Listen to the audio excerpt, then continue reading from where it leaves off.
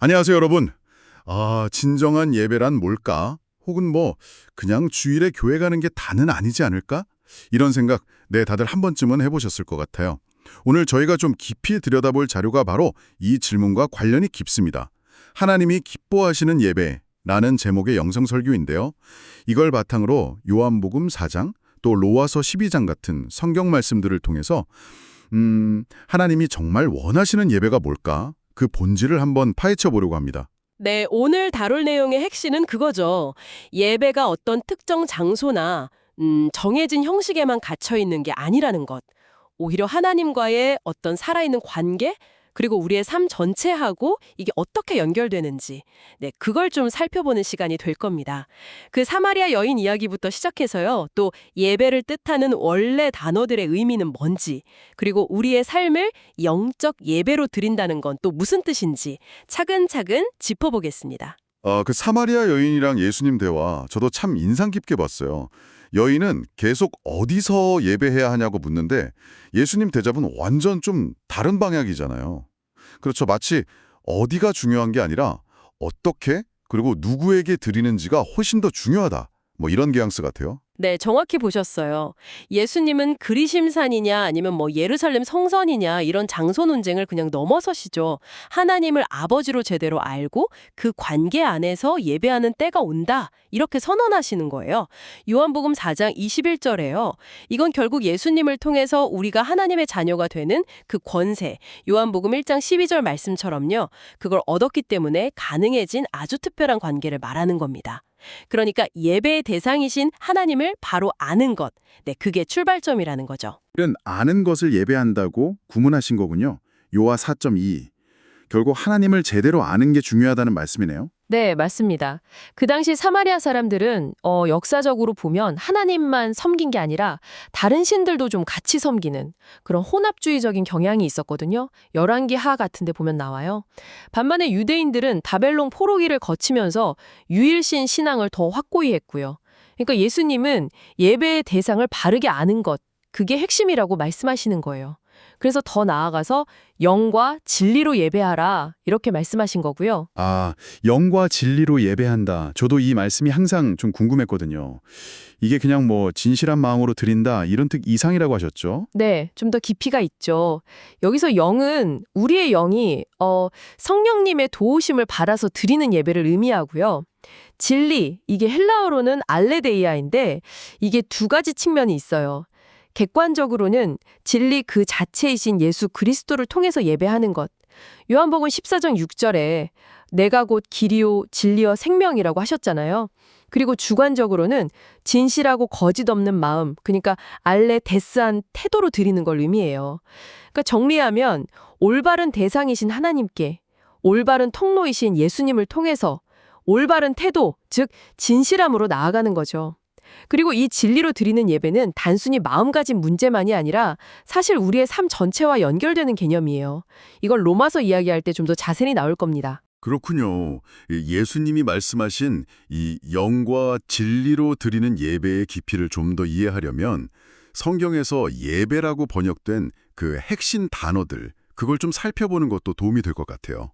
신약에 나오는 프로스키네오는 어떤 그림을 보여주나요? 네, 프로스키네오.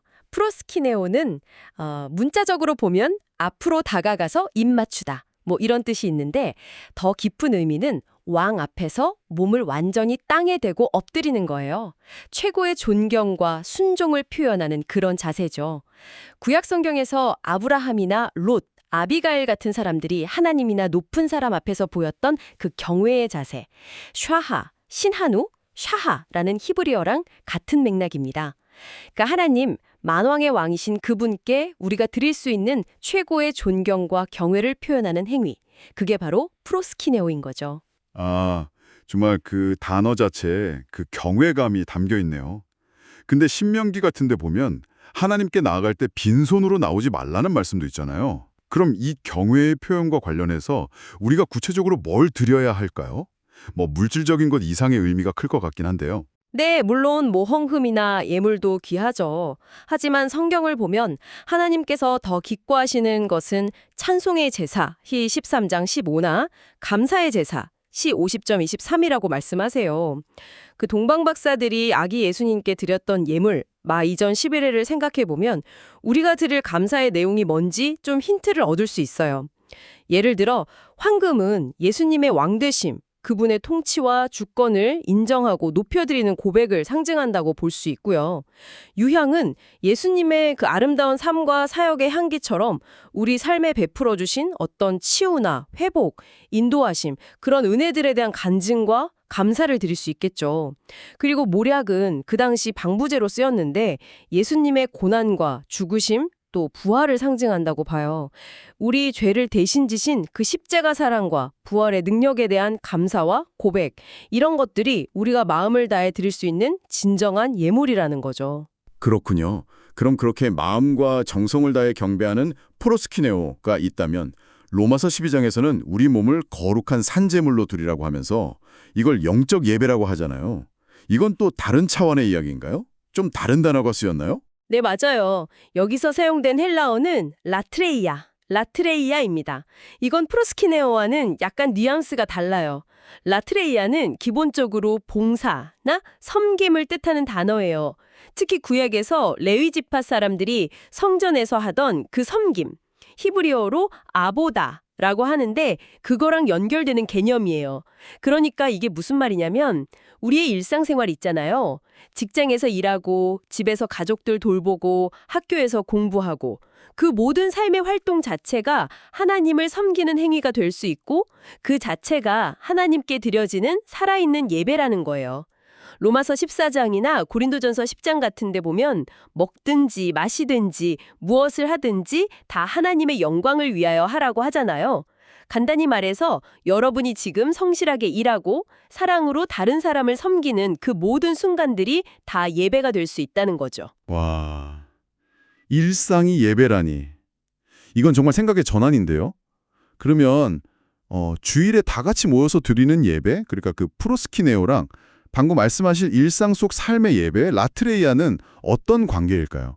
뭐랄까, 자칫 잘못하면 나는 삶으로 예배 드리니까 주일 예배는 좀 소홀해도 되지 않나? 이렇게 생각할 수도 있을 것 같은데요. 그거 정말 중요한 질문이에요. 절대 이 둘을 분리하거나 하나가 다른 하나를 대체한다고 생각하면 안 됩니다. 오히려 동전의 양면 같은 거예요. 서로 아주 긴밀하게 연결되어 있고 서로를 더 풍성하게 만들어줍니다. 생각해보세요. 삶의 현장에서 하나님을 경험하고 그분을 섬기는 라트레이아가 깊어지고 풍성해질수록 우리가 함께 모여서 드리는 그 프로스쿠네오 예배에서 터져나오는 감사와 찬양이 얼마나 더 진실하고 뜨거워지겠어요. 반대로 함께 모여드리는 예배를 통해서 우리가 받는 은혜, 말씀의 깨달음, 또 성도들과의 교제를 통한 격려, 이런 것들이 다시 우리 삶의 자리로 돌아가서 라트레이아의 삶을 살아갈 힘과 동력을 주는 거죠. 그러니까 이렇게 끊임없이 선순환하는 거예요. 어느 하나만 강조할 수 없는 거죠. 아, 그렇군요. 분리된 게 아니라 서로 연결돼서 힘을 주는 관계라는 말씀이시네요. 오늘 이야기를 쭉 정리해보면 하나님이 기뻐하시는 예배는 어떤 특정 장소나 형식에 얽매이는 게 아니고 먼저 예수님을 통해서 하나님을 아버지로 바로 알고 영과 진리로, 그러니까 성령 안에서 진실한 마음으로 경배하는 것, 프로스쿠네오. 이게 기본이고 동시에 우리의 삶 전체, 그 일상의 모든 순간들을 하나님을 위한 거룩한 섬김, 라트레이아로 살아내는 것. 이 두 가지가 함께 가는 거군요. 네, 그렇습니다.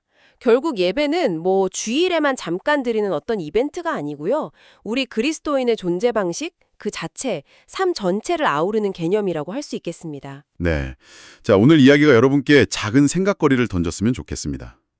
만약 여러분의 그 평범한 일상이 정말 사소해 보이는 모든 순간들이 하나님께 드리는 살아있는 예배, 라트레아가 될 수 있다면 이번 한 주 동안 여러분의 일과 또 만나는 관계들, 심지어 아주 작은 습관들까지도 어떤 새로운 시각으로 한번 바라보시겠습니까?